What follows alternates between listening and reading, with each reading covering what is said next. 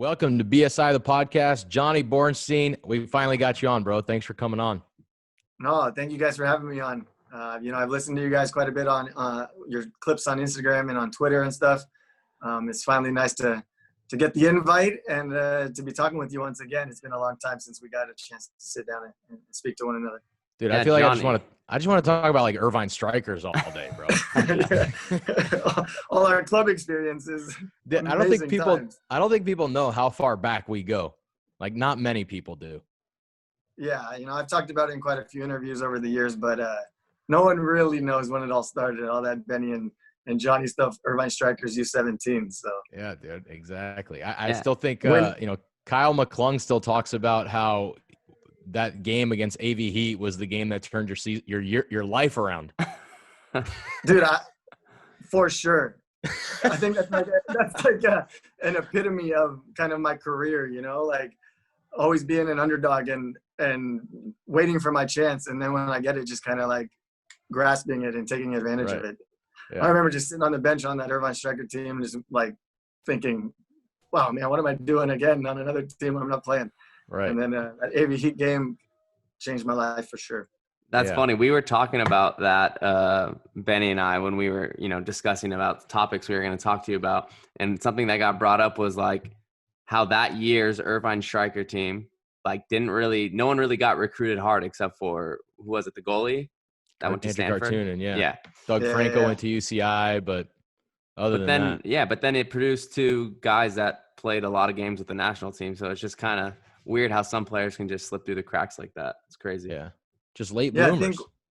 We also had to compete with that the older Irvine team who had but that's what Jordan we're Harvey, saying. Chad Marshall, and I was the same age as those guys in terms of grade. Yeah. But in terms of age, I was the same as you guys in '84. Right. So but yeah, we had to compete with those. They were all going to the best schools in the country. Yep. And then our team, me obviously writing emails to every single college coach that I could be like. That was like me, dude. Come see me. And having to go to Cal Poly Pomona before eventually transferring to UCLA, where I met back up with Benny once again. Yep. Yeah. I remember when Jorge came up to me. He's like, "Hey, what about this Bornstein guy? Like, Caligiuri's letting me know like he should come here, and he thinks he's." I'm like, "Yes, sign this dude, please." Please. I know I should have been there 2 years ago. Why didn't you guys respond to my emails? That's what I wanted to know. Dude, I mean, you know my story. I basically walked on. Like, no one really wanted me there. I made it in as a student. Tom Fitzgerald saw me for, half a game against Woodbridge in my senior year. And he's like, yeah, come try out. I think you'll make the team. And that was that. Benny, what if you didn't? So basically, if you didn't get accepted, you probably would have never gone to UCLA? Or do you think you would have gone the route that Jimmy Conrad did where he tried to transfer? Probably not because I was a really good student coming out of high school. And so I would have gone to a really good school. So I got into like Michigan Ann Arbor, which I think was like one of the top 5, top 10 best engineering schools in the country. Okay. So I would have gone to a good school, and soccer would have been, dude, soccer in my mind when I went into college was like, one was academics and way below was athletics.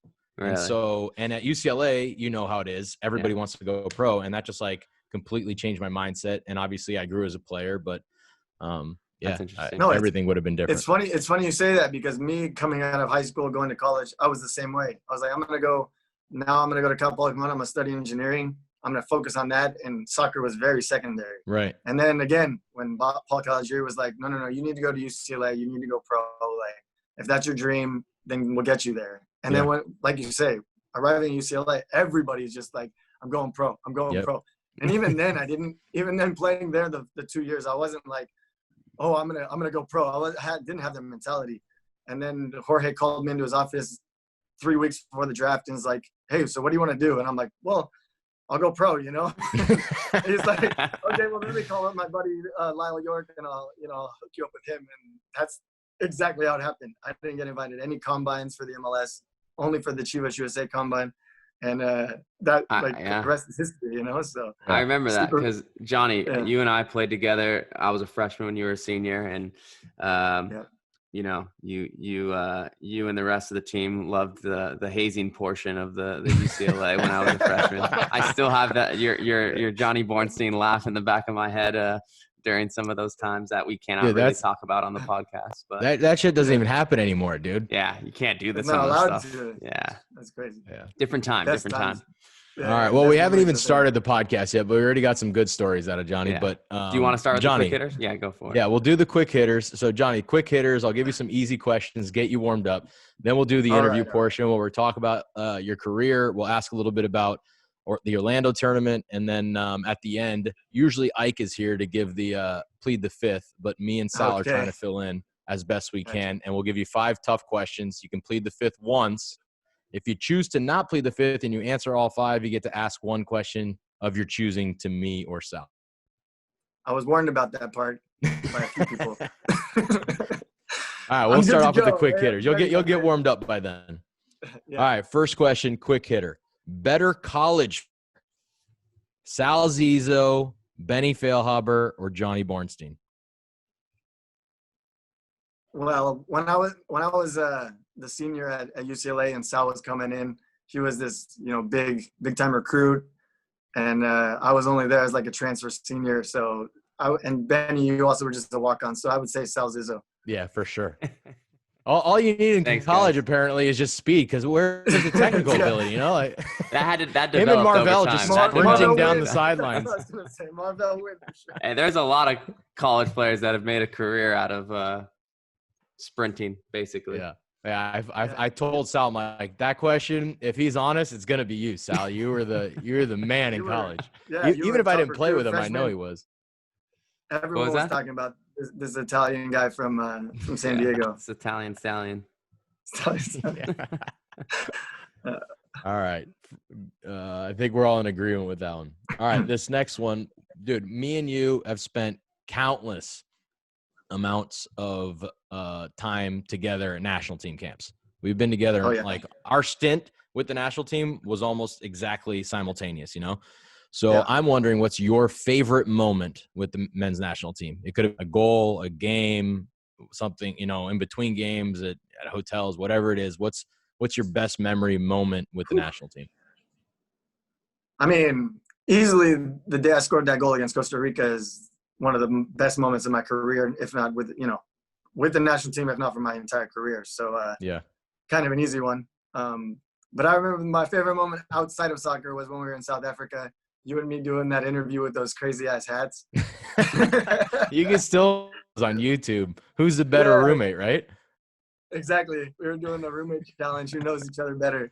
That was so much fun. We were just chilling South Africa, but they brought in these hats that we were just like, what are these things? They created there in South Africa, super, like only for that place you could find that kind of thing. So that was a good moment. Dude, I actually rewatched that. I just got YouTube TV, and so I was like on YouTube on my television showing my kids like old clips of like this MLS Insider of me when the girls were really young. And anyways, and we flipped through some, and that came up, and I was I was astounded how ridiculous it sounded. I don't even sound like I feel like I'm a pretty good talker and can describe what and I felt like I was a little kid. And we weren't like little kids at that point anymore. We were little kids. I mean, we were 25 and 26, right? So, but yeah, dude, it was funny. So you guys, if you guys are, fans of the show, for sure, go check that out because it was pretty funny. I think I should have beaten you, but maybe they gave it to you. I can't remember what happened to that. Yeah, I'd have to rewatch it too. But I just remember us sitting there on that couch and just like what you said, I felt like a little kid when I watch it again. I'm like, who is this guy? Like, all pimply-faced and just my voice, same kind of thing, bro. I'm like, damn, is that how it was when I was on the national team? Damn, that's crazy. Yeah. And that goal against Costa Rica, that kind of brought you to God status in Honduras. Am I correct? That is, I mean, God status. Yeah, well, I mean, but you were getting fan mail and invited to the country. Is that right? Yeah. I mean, even to this day, I still get constantly on the anniversary at least, but throughout social media, constantly get messages saying, thank you for the goal. Thank you for sending us to the World Cup. Just about a week ago, someone invited me to go to Roatan again. They're like, yeah, we'll pay for it for you to come out here. So still to this day, they're still talking about that. And it's, it's nice to have. That's cool. Have some honor there in Honduras. But they won't let me into Costa Rica, that's for sure. Yeah. I think Costa Rica. Yeah. What were you saying? Here Calvo, Francisco Calvo, and he's Yeah. always just like, the moment he found out that I scored that goal, he didn't talk to me for like a week. Didn't pass me the ball for like 3 days, bro. Yeah, I think Costa Rica might be a nicer place to visit too. So maybe you should have let them win, dude. Yeah. I'm just playing. In hindsight, 2020.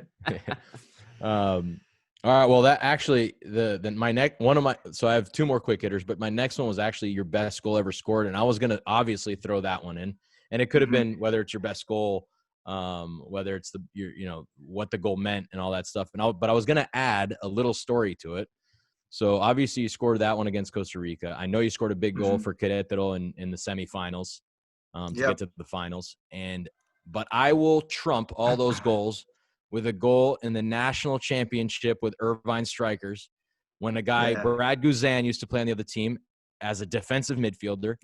And the guy that you made the dribble on, some people will know as Jed Zahner, one of the highest recruited college players at the time and went pro. I think he played, a few seasons in MLS where I can't even describe this goal. You dinked it over his head, by the end line and just finished it back post and kind of solidified our win in the national finals. But is there a goal better than that one? Whew. I would say you mentioned all 3 goals that I could possibly think of that for my career that were great goals. Obviously, at that point when we were in the Irvine Strikers, I was playing forward. I remember that play so distinctly. It was just like the ball came over, took a bounce, and I saw Jed Zahner kind of creeping up to just win it first time, and just the left I can think of the word in Spanish. I can't think of the word in English. Look at that. The outside of your left foot. Yeah, the top of the foot. Yeah, top of the foot. Top of the foot. The empeine, no? And and I just flick it over his head and just turn on it, and then just left-footed volley into the side netting far post. It was pretty amazing. I mean, it lifted our whole team up to win that game, and I think I scored again in that match also. If I do remember, I had a really good assist to you in the first game too. Benny. That was a great assist, diving header, bro. Yeah, diving header. We're just reminiscing here, Sal. Guys, go on. I need to hear about more of these youth soccer goals.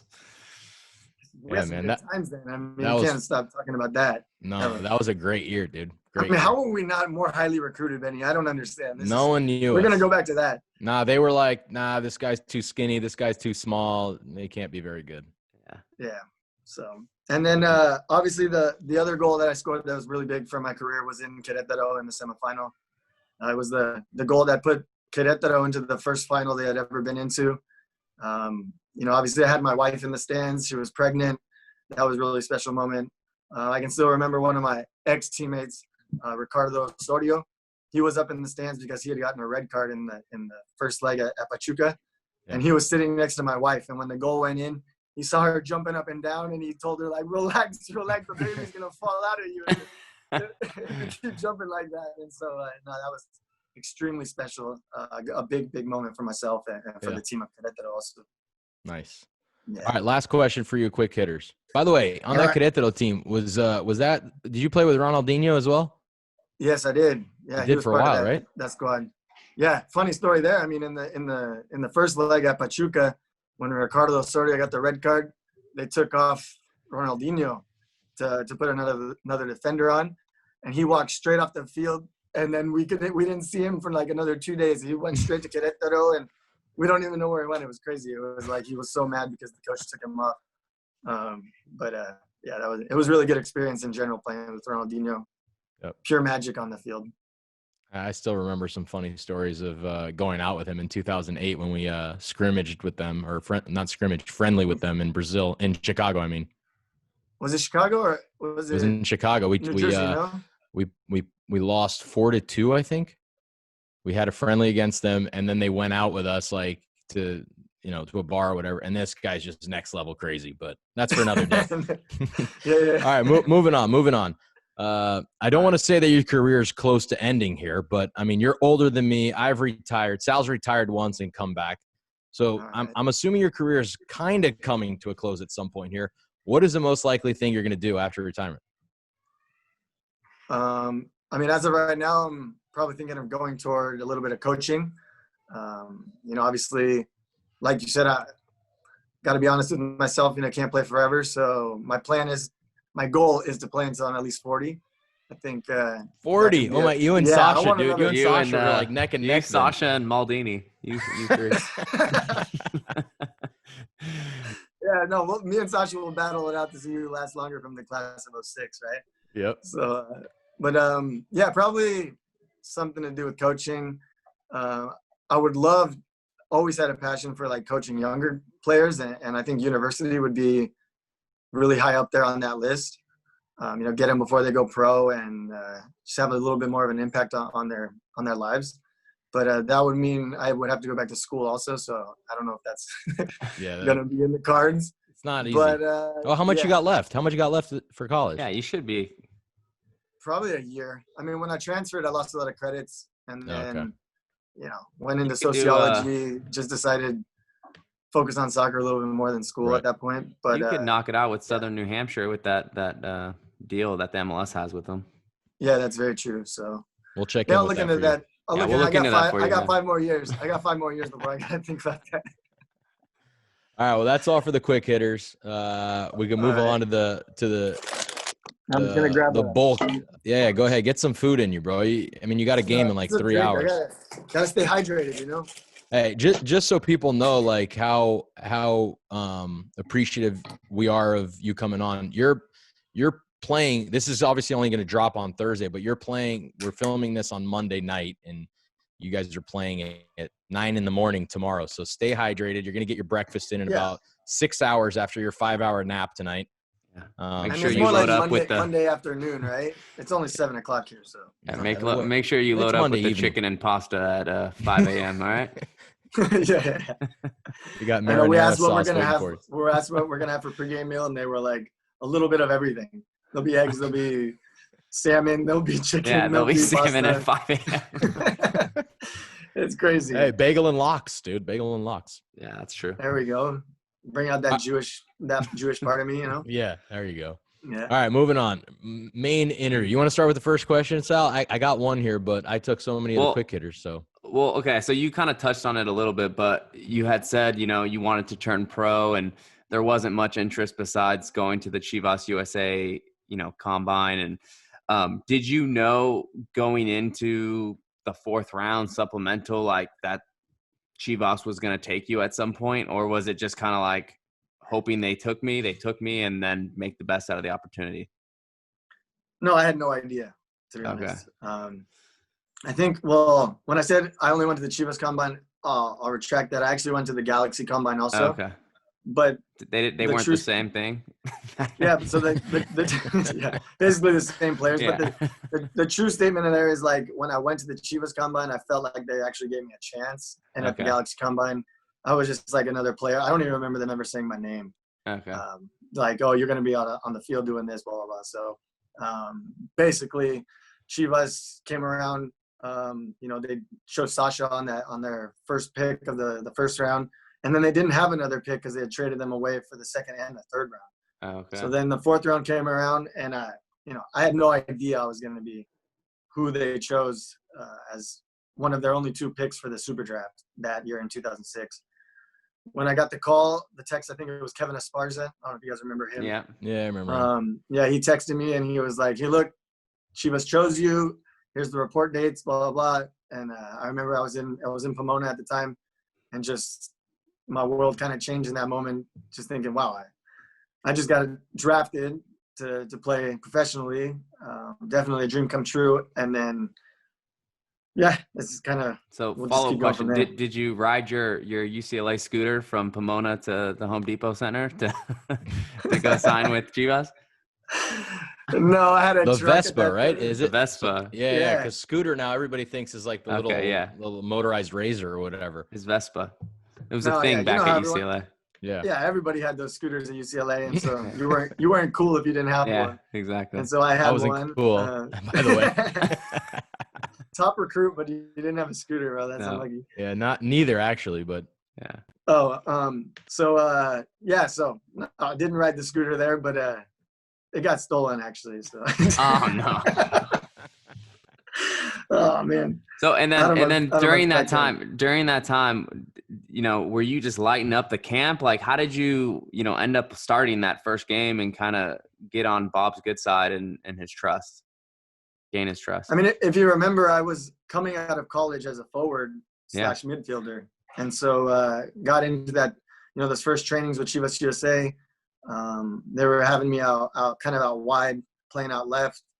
But very quickly, Bob came up to me and asked me if I could play left fullback. And so just on the fly, I did it. You know, I looked at who was playing in front of me at forward.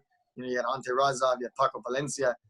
There was no way I was going to be starting or even playing in front of those guys. And then, you know, we had some solid players out wide on both sides. And really, there was no one at left back. And I remember even Jesse Marsh telling me, "Hey, dude, if you can master this position quickly, there's no one on the national team either who solidified the left back spot." And so I kind of took that to heart. I remember just working extremely hard in that first preseason. I remember Bob calling me into his office. What was it, like 3 days before the first game, and was like, "Look, I'm gonna put you on a first team contract, top 18. You're gonna be starting in the first game against Salt Lake, but at any point I can just drop you down to a reserve contract." And I remember walking out of his office like, "Okay, I'm not gonna give up this spot. There's no way I'm gonna be dropped down to a reserve spot and make, instead of $28,000, 12. You know, so that's kind of how that all happened. The preseason went really well. Yeah, I did extremely well, and never looked back from there. Nice. Yeah, and then even after that, I mean, like, so you were Rookie of the Year in 2006. Yeah. You made, I'm pretty sure you made MLS Best 11 the next year, right? Yeah. And you got called into the national team. You scored your goal. The first game you played, you scored against, I know it was at Home Depot. Was it Denmark? It was Denmark. Yeah, it was Denmark. Right? Yeah. So you kind of had like a meteoric rise, which I can kind of compare to which is what happened with me. Maybe not at the professional level, but in terms of becoming a professional, where I was at UCLA, had never been called to a youth team, went to the 20s, then went pro in Hamburg. You know, how was that? Was it like, I mean, for me, it was like just kind of like a wave that you just kept riding, and you're just like, let me go on and see how far I can take this. And was it kind of like that, or how did you feel when? No, it was exactly like that. I think in the moment, I didn't even know what was happening. Yeah. I think I was just like a young, naive man, you know, just like, or not even man, a kid who was just enjoying the opportunities that were being thrown in front of him. You know, thinking back on it, I wish I could have even, like, you always look back and you think, oh, I could have done so much more, even kind of embraced the moments more. But at the same time, I was always that kind of underdog player who obviously wasn't recruited high, you know, always waiting for my opportunity, you know, never really getting the notoriety that kind of I felt I deserved. And so that whole time was just kind of the same thing. When I finally got, you know, that first contract where he said, "You're going to be on the top 18," I was like, "Oh, wonderful." And then starting the first game, never not starting a game that entire season. I think I played more minutes than any field player that first year in the MLS.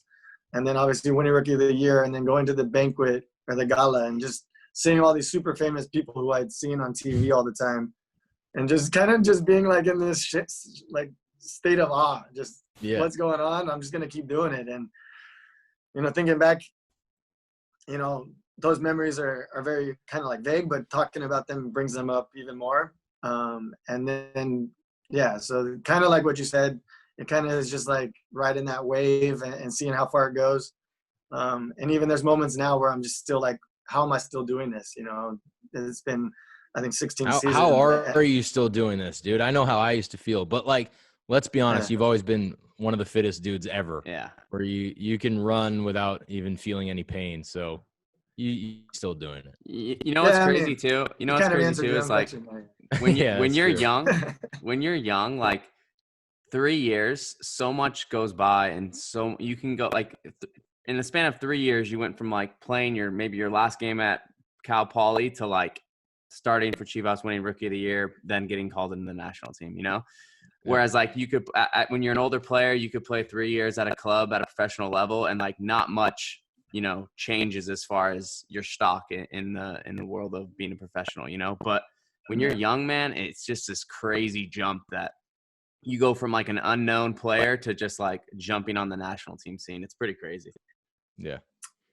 All right, Johnny, I want to ask you a question about we spent so much time together in the national team. We were, and a lot of people obviously don't know the story, but you, and I can never get it out of my head. So night before Gold Cup final against Mexico, you remember the conversation that we had? About your, what, like, I think it was, you predicted you scoring the goal. Yes. Yeah. I think you told me, you know, you had a dream or something where you saw yourself scoring the goal tomorrow.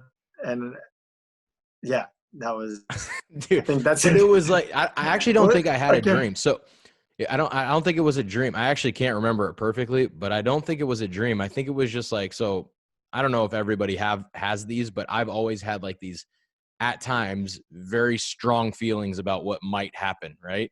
And I'm not like think like that, but sometimes I just have this feeling. And for some reason, I think that night, all of a sudden I was like, Johnny, I'm gonna score tomorrow. I'm gonna score the game winner tomorrow. Like that's what's gonna happen. We're gonna play Mexico. I'm gonna score the game winner. Sometimes it's just a wave of I don't even know like how that came across to you. Like you thought, okay. I think I looked at you. I remember you saying that. I couldn't remember the exact way it happened, but I think I looked at you like, okay, Benny, good. Yeah, that's fine. We'll see how it goes tomorrow, bro. Oh my God, dude. And I remember. Yeah, go ahead. It's funny you say that because I remember there was one time when I actually had a dream and I told my dad, I told him we were in a camp in Tampa, Florida, and we were going to be playing El Salvador, I think, for a World Cup qualifier. And like right when we arrived to Tampa, I remember I slept that night and I woke up in the morning and I had to call my dad. I'm like, Dad, I had this crazy dream. I was captain of the national team and I was playing center back. Like I never played center back before, you know, ever.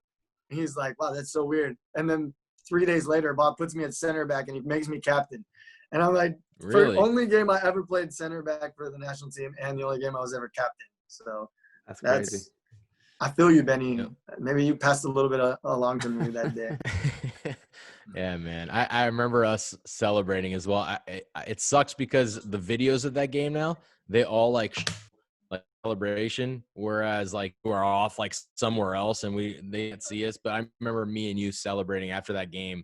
It was crazy together. You know, we like came up through the ranks very quickly because I think your first game was in January that year and my first game was in March. So we've been playing on that for less than 6 months.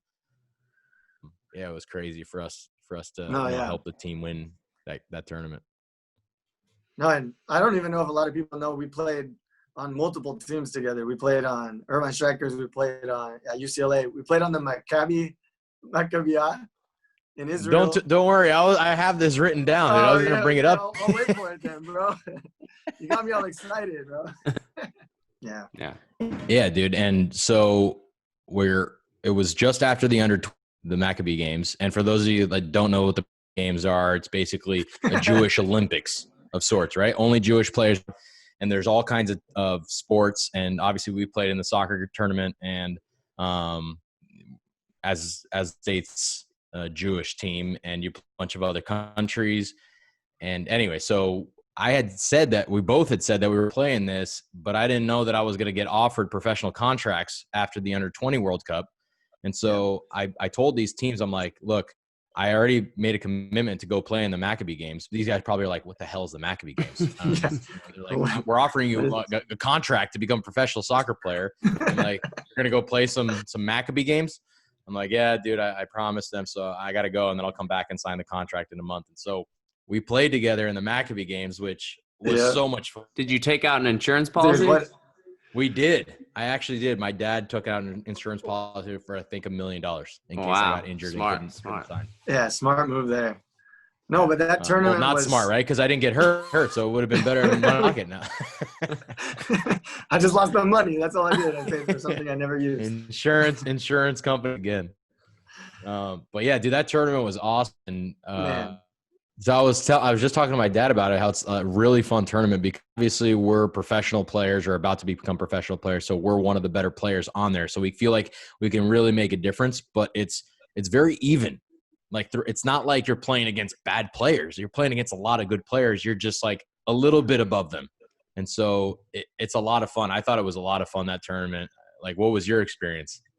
Oh, it was an amazing tournament, to be honest, not only because of the soccer, but because you get to travel around Israel for free.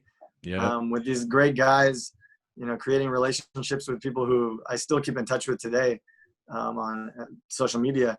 And there I was alongside you, at the Wailing Wall, floating in the Dead Sea, all kinds of stuff. I remember, dude, that was crazy in the Dead Sea. Yeah. Yeah, man. And so, a lot of things. It's an experience not many people get to experience. And we were experiencing it because we were playing soccer for a Jewish Olympic team for the United States. Right. And it's special as well, Johnny, because so many of the places that we went to go, like, so we went to South Africa, for example. We've played in different places in the U.S., outside of the U.S. for the national team, but very rare that you can get out of the hotel, really do sightseeing, like enjoy, your time wherever you are, because you're there for the game. You got to like get your body ready and all that stuff. That was like one trip that we really did. It's not just about playing, it's about getting to know, Israel and the culture, exploring and that kind of thing. Yeah. So it was a lot of fun. There was one thing that sucked though. We lost in the final. Yeah. Well, they suspended me for the finals, Johnny. Come on, dude. Oh man. You don't remember that? Horrible. No, I don't remember that. You don't remember? I got a yellow card in the quarters and the semis, and they suspended me for the finals. 2 yellow cards. Yeah. No, but that's why we didn't. That's why we didn't win. Yeah, for sure. Too much weight on these shoulders on that. Yeah, you're playing by yourself. Yeah, exactly. But I remember we played in the final, the Israel U23 team, and they were it was their Olympics team. Yeah, or whatever it was, and so no, it was a good competition. I mean, obviously, the best was getting to the final and playing them, but and I didn't realize you didn't get to play that game. You probably would have won if you had. You guys played pretty well, to be fair. I don't know if I would have made any difference, but. So Johnny, before we kind of get into talking about your time down in Orlando right now, I just want to know what's, in your opinion, besides the talent, right? Because the talent from MLS in 2010 to now is completely different. But besides that, what's the biggest difference between MLS 2010 and MLS 2020? I think the notoriety that the MLS has gained over those years has changed so much. Like, it went from being a league where I feel like no one really talked about it when I was leaving. They always looked at the MLS like this young, like, project kind of thing. And then you just fast forward 10 years coming back into the league. I mean, they've done such a good job of marketing all over the world. I was able to watch it while I was in Mexico and just see the league growing. But I think that is just like the popularity for MLS throughout the United States has grown by leaps and bounds.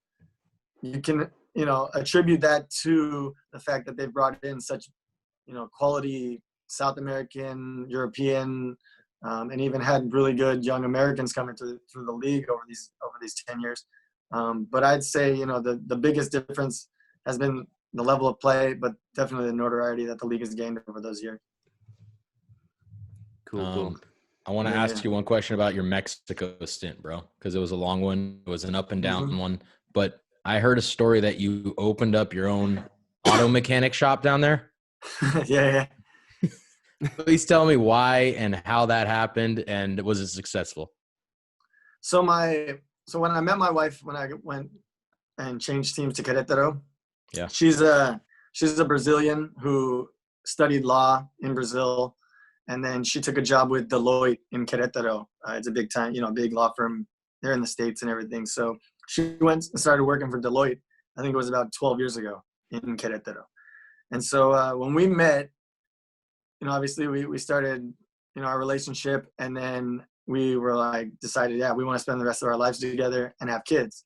So we had kids, and when we were having our first baby, it's really hard to be on your own in a different country where you don't have any family, no help with anything.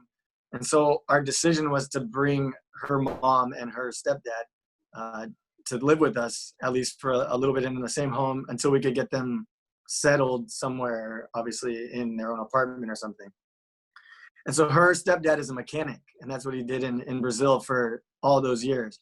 And so we decided, if the easiest thing for him to do and for her mom to be able to go and be dependent upon him working there was to open our own auto mechanic shop. And so, we bounced around names all over the place, but we kind of decided on Bornstein Automotive, right there in smack dab in the middle of Querétaro.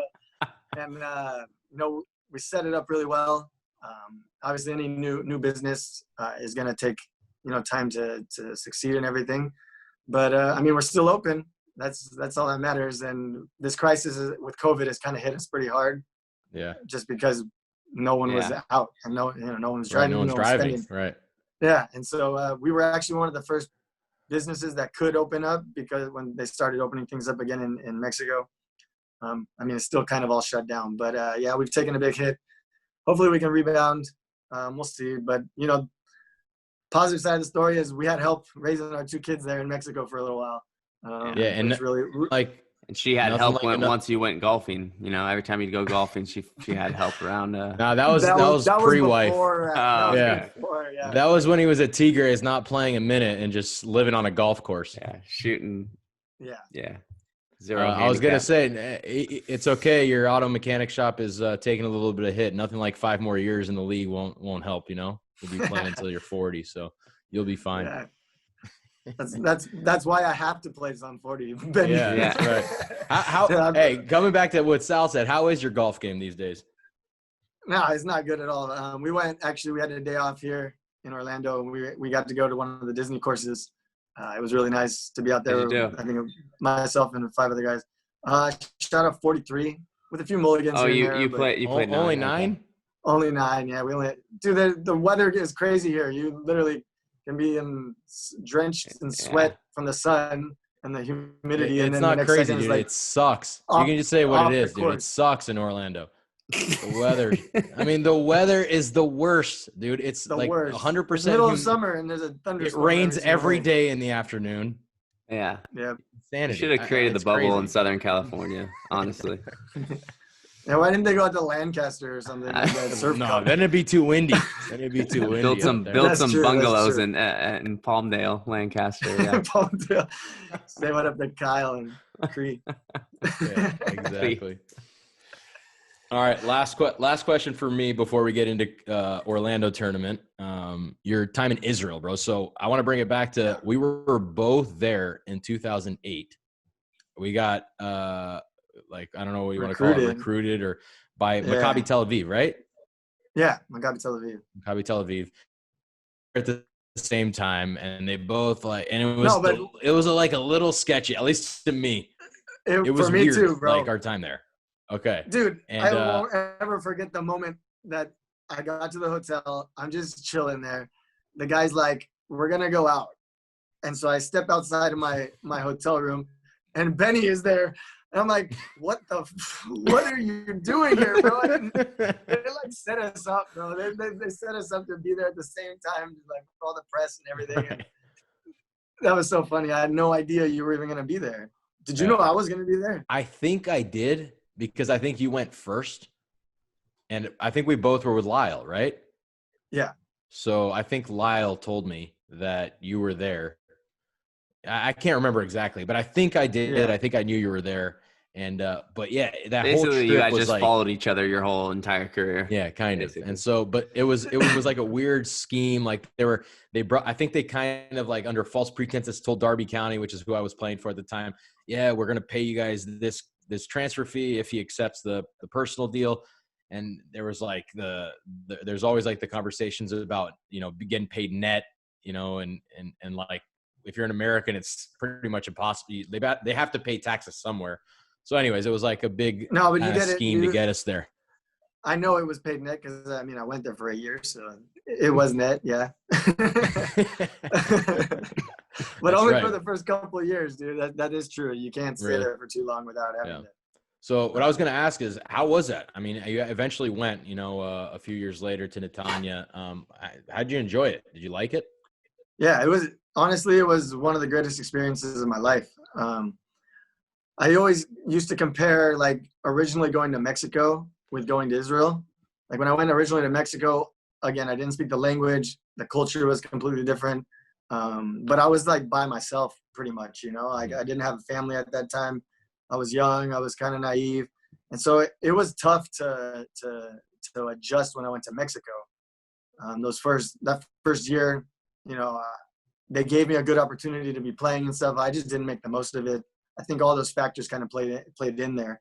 Yeah. In terms of the language, not understanding, just a lot of difficulties there. And then you fast forward to going to Israel. It was almost like that same situation for me, where I was like, wow, whole new culture, all new language. How am I going to do this? But I had that support of my wife and my kids, and it made it just so much easier. I think I settled in so quickly. You know, we arrived in Israel, and the first thing we did was go to Jerusalem. I think we arrived on a Saturday morning.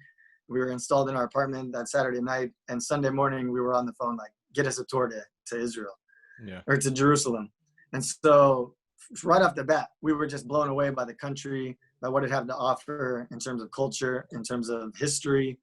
You know, my wife really enjoyed it, my kids also. And the soccer actually was a lot better than what I thought it was going to be. The level there is extremely high, very technical players. There's a good, like, 5-6 solid teams. I'd say like the top 3 are Tel Aviv, Haifa, and Beersheba. And then Netanya, the team I went to, was that 4th like competitor throughout the entire season. We took 4th in the end. We lost the last game to Maccabi Haifa. If we had beat them, we would have taken 2nd and gotten a play into the Europa League. So it was almost a dream season for that team. We lost in the finals of the Cup, which if we had won it, we would have been the first time, or it would have been the first time the team won it in 48 years.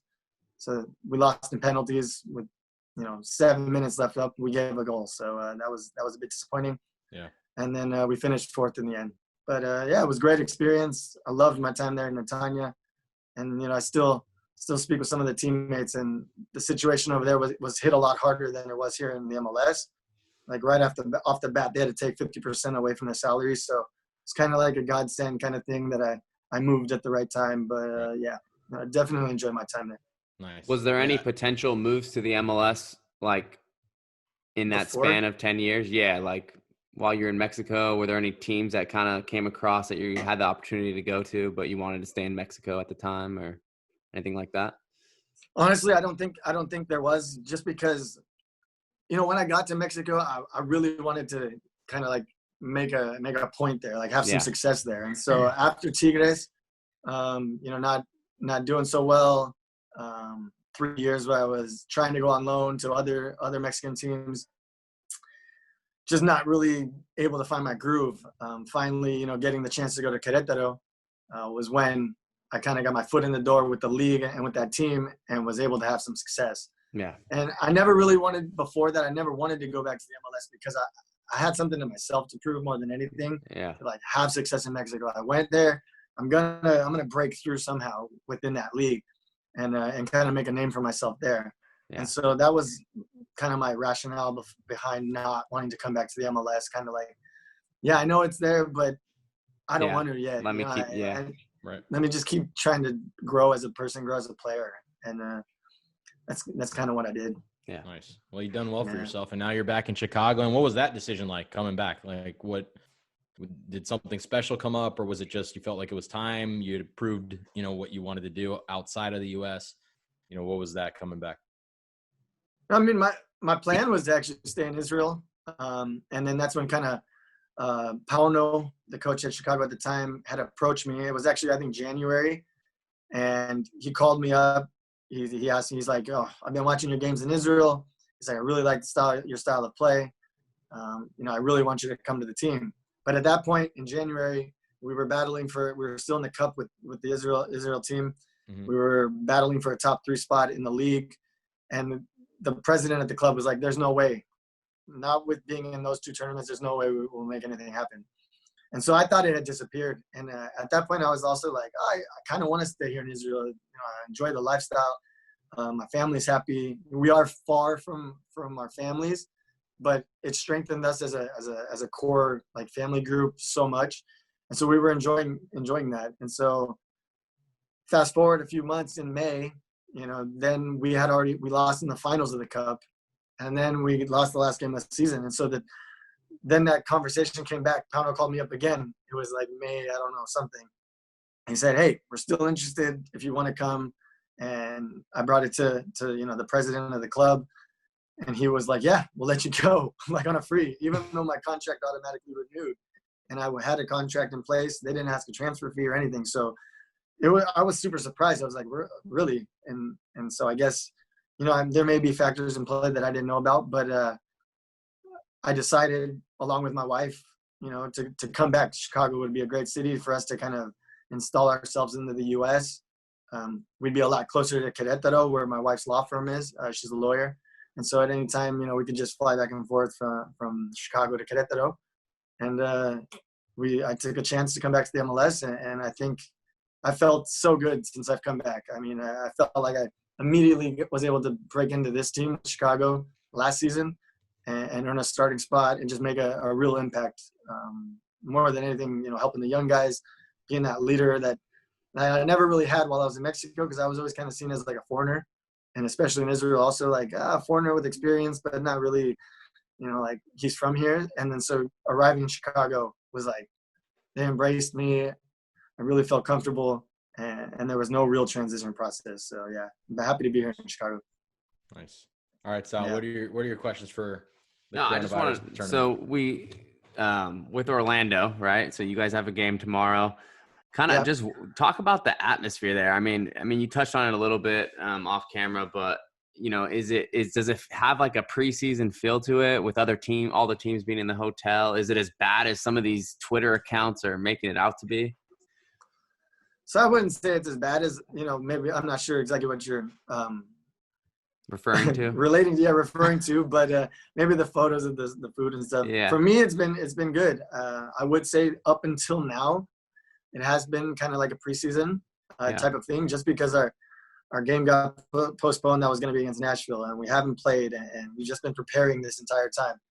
And so, I'm really excited to finally have that game tomorrow, to see where this group has come over this little bit of time we've been together. But in general terms, it does feel like a preseason. Whenever you go on like away games, you're in the hotel with the team. Yeah. And so, but it's nice. I mean, the food is pretty good. The team has been able to go out to eat in the specified restaurants we have here. I got kind of lucky. I have a balcony in my room. Nice. A lot of players don't, but I have a great view. Let's see your view, bro. I want to see the view. Yeah. Here we go. The rain probably already passed since it's almost 8 o'clock. It probably rained like 6 o'clock over there. Here we go. Swan and Dolphin. Look at that. Look at the fall. Look at the humidity coming through the window. On the window. I know. That is nice, though. We're in the Titanic here, bro.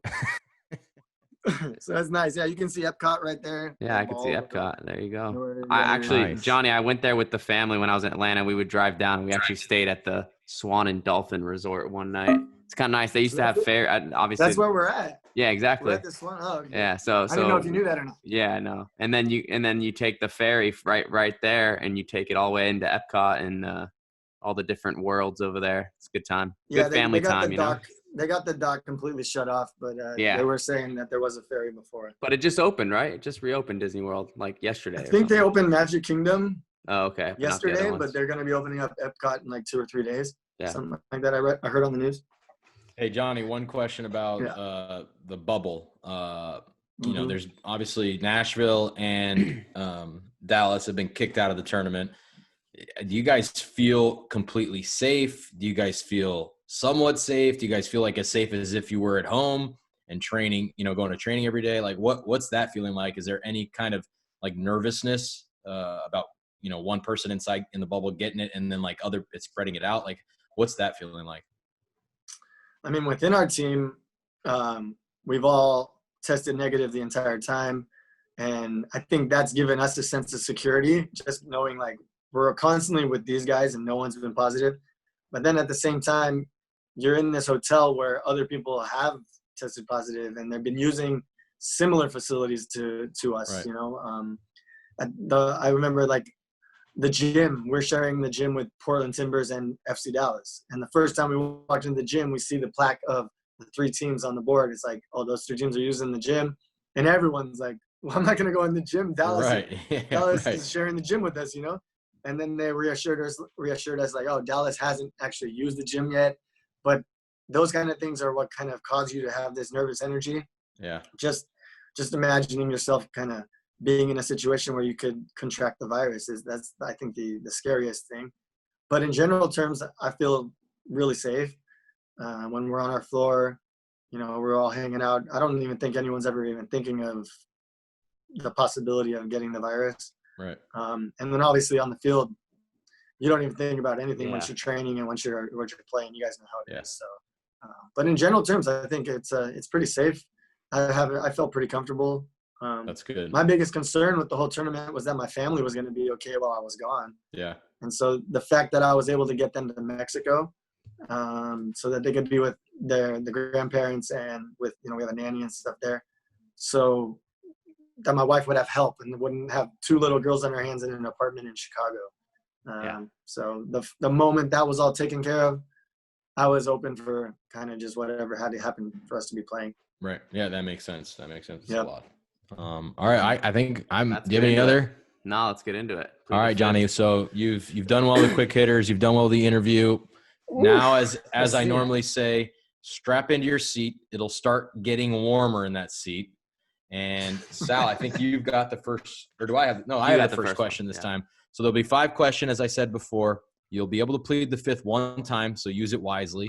If you choose to not plead the 5th, you get to ask any hard questions that you want to us. Got it? I can use it once, but that ends my chance of asking you questions. Yes, correct. If you use it once, then you don't get a chance to ask us. And we'll try and do Eichel Par justice here, since Jimmy Conrad on the last episode, he got all 5 questions right. So let's see if we can let me go turn my air conditioning down real quick. Hold on. We're gonna get you warm. We're gonna get you warm for your game for tomorrow morning. All right, here we go. First question. So we've gone over your career with the national team. You've played, big tournaments with other big players. Pick your all-time back 5, including a goalkeeper. So back 4 and goalkeeper. So you're the left back. So you got to pick the other 3 and the goalie all-time, your favorite back 4 and goalie to play with that you played with in the national team at some point. On the national team? I mean, I definitely would have to start out in the back goalie with Tim Howard. This team actually might look a lot like the team that we took to the World Cup that I played with, now that I'm thinking about it. But there was some change. Hey, in that World Cup, you didn't start the first 2 games, correct? I did not, no. And then Bob made some changes, and you started the next 2. So I'm curious as well. Even then, it wasn't the same group the whole time through. Yeah, that's true. But definitely next to me would be Bocanegra. It was always a pleasure to play next to him, and he was our Captain America. And then I loved how Jay Demerit played with such passion, and he always lifted me up whenever I seen him getting stuck into a tackle, and just he was kind of one of those underdog guys too, kind of like both of us. Right. Always never being in the limelight, but making it always. And so I would put him, and then right back over all the years with the national team, I mean, to be honest, Cherundolo was, I think, the best player who we had there, and the best player who I played with. Stevie was sick, dude. He's an underrated player. Even as good as he was, he somehow is still underrated. Yeah. For sure. Arguably the most field player-wise, maybe the most successful career. Sal knows him pretty well. Sal's dad, dude. Yeah, my big bro. Yeah. You guys play together over there in Germany or what? Yeah, in Hanover, and then also obviously with him being from San Diego. It was nice. It's nice to have him. He's not San Diegan, bro. Yeah. He's a Deutsch. Now he's Hanover. He's Deutsch. However you would say it. He's German more than American now. Yeah, I feel like that question ended up being a pretty simple one, but I think I fully agree with pretty much all your choices. So well done. All right. Question 2, Johnny. Rank these coaches from first to worst, or worst to first, however you want to go about it. Let's go Bob Bradley, Preki. Oh boy, here I feel plead the 5th coming on this one. So Bob Bradley, Preki, Martin Vasquez, Paunovic, or Rafa Vicky? I mean, I'll do best to worst. Okay. For me personally, my playing career and everything, I would have to put Bob at the top.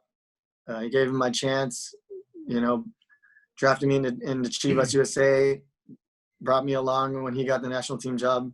And so he's number one. Number two, I've only been with him very little time here so far, but I'm extremely impressed at the way Rafael Vicky's come into this club and this organization and changed things around, giving this club a new identity from like a playing sense. And, I'm really enjoying where I'm at right now with him. So he would be second. The other three, name the three again. It was Preki, Martin, and Paunovic. And Paunovic. I would say 3 and 4 would be Preki Pauno. It's tough, man. Preki, because we had such a good team with Bob Bradley that first season at Chivas, and he took the reins, and he really did a great job of keeping the kind of the feel and everything going for the next 2 years. I think Chivas USA was always that one team everyone kind of loved watching play because we played such attractive soccer, but we just couldn't get out of the first round of the playoffs. But he did a really good job when he was with us at Chivas. Plus, he would play with us, and he would be better than us anyway. So, I mean, he was a great player, and he was a good coach then. Pauno, because to be honest, I heard so many bad stories about him when I was coming into the team. But while I was there, I mean, the team was doing well, and he never had one of those crazy moments. I don't think. I don't have any of the stories that those other players have about him.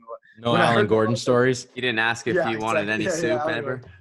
And so I think I didn't have that experience with him, and to be honest, I felt like the team did well. So he would be fourth out of those. And then Martin, just in terms of how Chivas did in terms of playing on the field and the season we had, I think that was one of the worst seasons we had while I was there. And so when you have to compare all the five, Martin, great guy. I knew him since I was in college and everything. Love him as a person. But if in terms of those five, that would be the bottom one.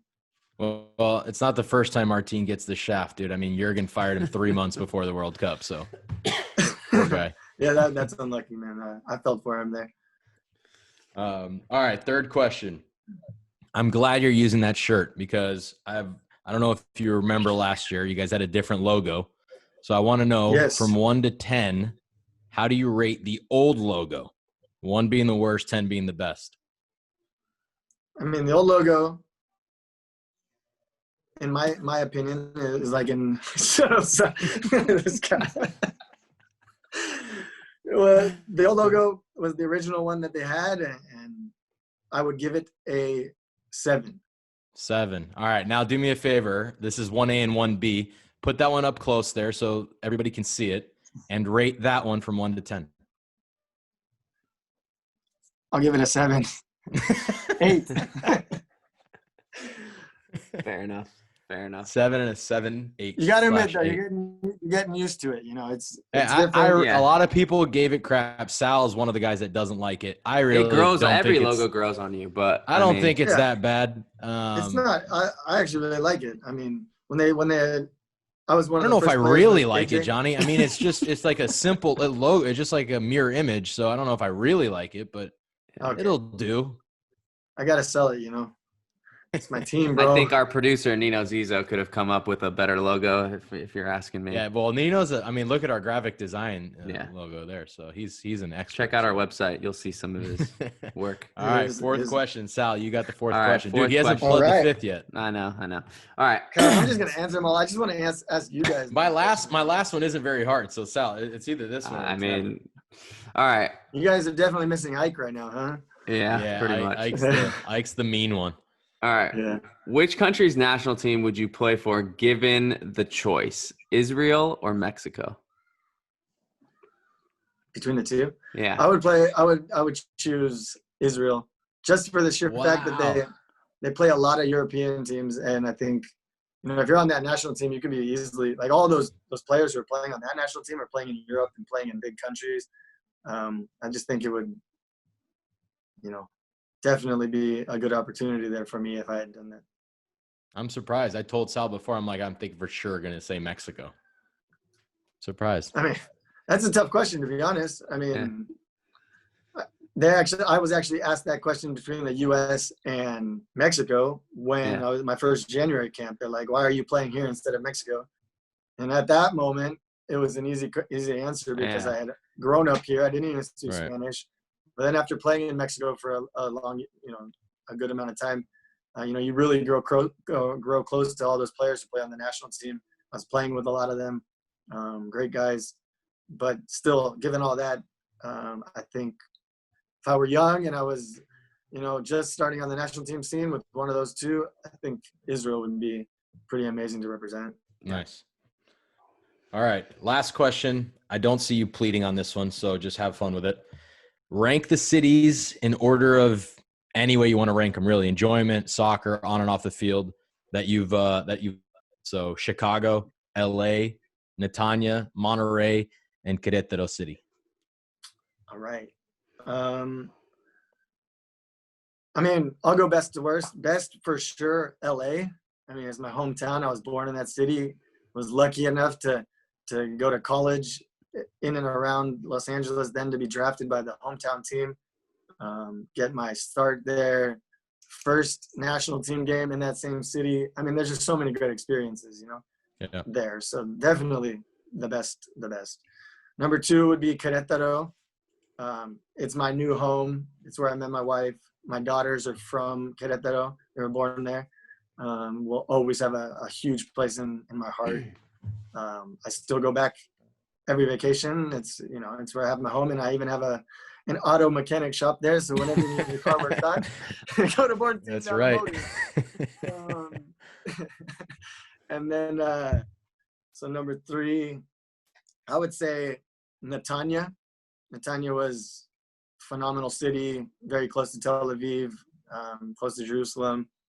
We lived in an amazing apartment right there on the beach. My daughters loved just going to the parks, feeling very safe in that country.